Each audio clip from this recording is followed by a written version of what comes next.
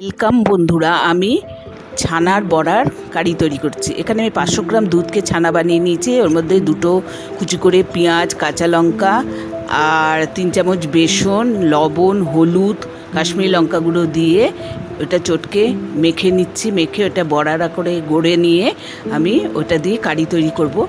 ছানার বড়ার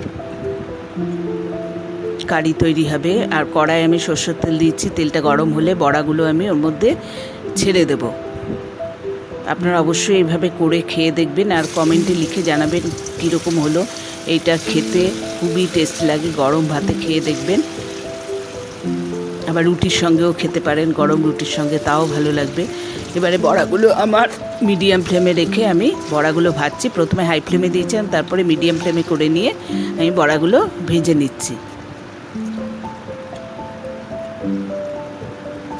দেখুন আমার বড়া ভাজা হচ্ছে।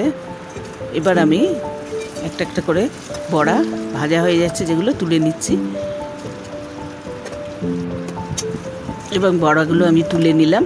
এখন আমার তেল আর একটু কমিয়ে নেবো। তেলটা একটু আরও কম তেলেই আমি রান্না করব। এটা বেশি তেল খাই না, ওই জন্য তেলটা কমিয়ে নিয়েছি। আর তেজপাতা আর গোটা জিরে এর মধ্যে দিয়ে দিলাম।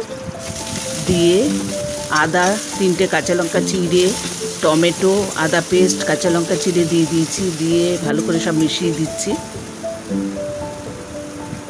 এরপরে স্বাদ মতো লবণ দিলাম, হলুদ দিলাম, কাশ্মীরি লঙ্কা গুঁড়ো দিলাম। আর ভাজা মশলা, রোস্টেড ভাজা মশলা দিয়েছি। দিয়ে ভাজা মশলাটা মৌরি, গোটা জিরে, গোটা ধনে, শুকনো লঙ্কা, তেজপাতা, শুকনো কলা ভেজে ভাজা মশলা তৈরি করে নিয়েছি। ওইটা দিয়েছি। সামান্য জল দিয়েছি। জলটা একটু দিলাম যাতে মশলা পুড়ে না যায়। ভালো করে নেড়ে চেড়ে জলটা দেওয়ার পর এবার আমি কিছুক্ষণ একটু ঢেকে দিচ্ছি, মশলাটা আর জলটা যাতে সুন্দরভাবে মিশে যায়। এবার দেখুন আমি এবার তুলে নিয়েছি। দেখুন মশলা, টমেটো সব একদম মিশে গেছে।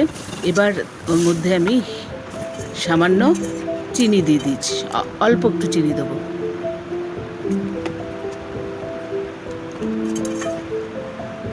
এবার একটুখানি হিং ওর মধ্যে দিয়ে দিয়েছি। দিয়ে জল দিয়েছি। জলটা ফুটে উঠলে আমি বড়াগুলো ওর মধ্যে ছেড়ে দিলাম। দেখুন আমার গরম মশলা দিয়ে দিয়েছি। অবশ্যই আপনারা সাবস্ক্রাইব করবেন, বেল আইকনে ক্লিক করবেন, তাহলে নতুন নতুন রান্নার নোটিফিকেশন আপনাদের কাছে পৌঁছে যাবে। লাইক শেয়ার করবেন। আমার বড়ার কারি তৈরি হয়ে গেছে। অবশ্যই কমেন্টে লিখে জানাবেন কীরকম হলো।